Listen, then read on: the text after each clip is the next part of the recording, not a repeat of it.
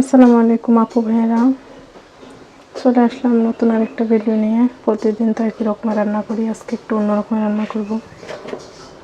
তো কড়াই তেল গরম হয়ে গেছে, একটুখানি হলুদের গুঁড়া দিয়ে দিলাম আর ডিমগুলো এখন দিয়ে দিব। বিসমিল্লাহ। গ্যাসের যে দাম, এখন তো গ্যাসে রান্না করাও মুশকিল হয়ে যাবে।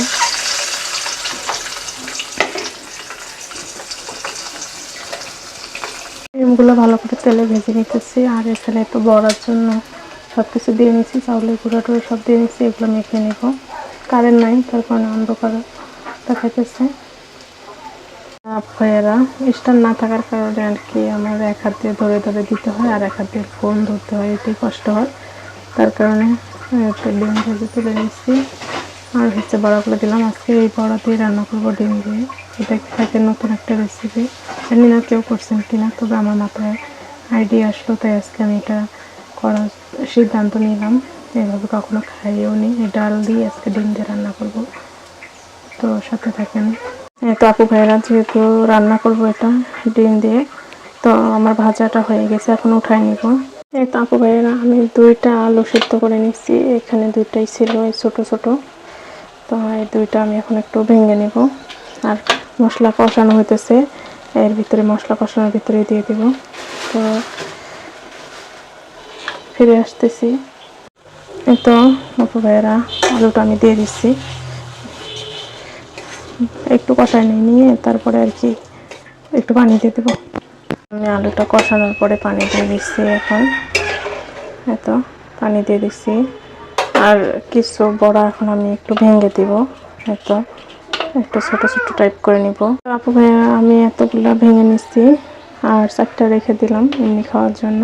তো পানি অলরেডি বলক উঠে গেছে। পানি ভালো করে বলক উঠে গেলে আমি ওটা দিয়ে দেবো, ডিমও দিয়ে দেবো, সব দিয়ে দেবো। তো এইভাবে একটু টুকরা টুকরা করে নিচ্ছি। এই তো আপু ভাইয়েরা, আমার ডাল বা বড়া দিয়ে, ডালের বড়া দিয়ে ডিম ভুনাটা তো হয়ে গেল। ডিমের তরকারিটা যেটাই বলেন না কেন। এখন একটু জিরার গুঁড়া দিয়ে দেবো। একটু ঝোল ঝোল না রাখলে পরবর্তীতে এটা একেবারে মাখো মাখো হয়ে যাবে। তো একটু জিরার গুঁড়া দিয়ে দিলাম, আর এই তো ধনিয়া পাতাটাও দিয়ে দিলাম। এটা এখন ঢেকে রেখে দিলে আর কি একাই হয়ে থাকবে। একটু রেখে দেবো, তো একটু ঝোল ঝোল থাকুক, না হলে তো সব টেনে নেবে বড়া যেহেতু, তো টেনে নেবে। তারপর ভাইয়েরা পরবর্তীতে ফিরে আসবে।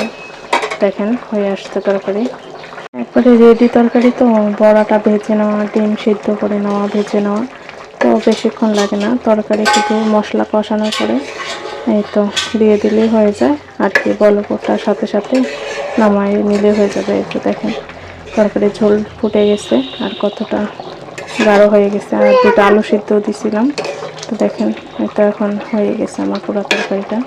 আর আজকে লাইট নেই, তার কারণে অন্ধকার। তো এত ঝটপট তরকারি, দেখেন কত দ্রুত হয়ে গেল। তো আপু ভাইয়েরা, ভালো লাগলে অবশ্যই লাইক করুন, শেয়ার করে এবং সাবস্ক্রাইব করে পাশে থাকবেন।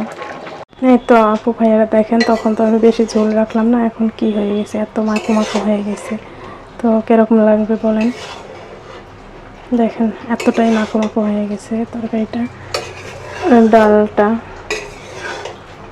ভিজে মাখো মাখো হয়েছে। এটা একটু ইফতারের পরে দেখবো কীরকম অবস্থা, না হলে আবার গরম পানি করা আছে, ওটা দিয়ে অ্যাড করতে হবে। এতটা মাখা মাখা, দেখা যাক, আল্লাহ ভরসা কী হয়। তো আপু ভাইয়েরা, এটাও অবশ্য সুন্দর, একটু পাতলা হলে বেশি ভালো লাগতো। তো আচ্ছা, দেখা যাক কী হয়।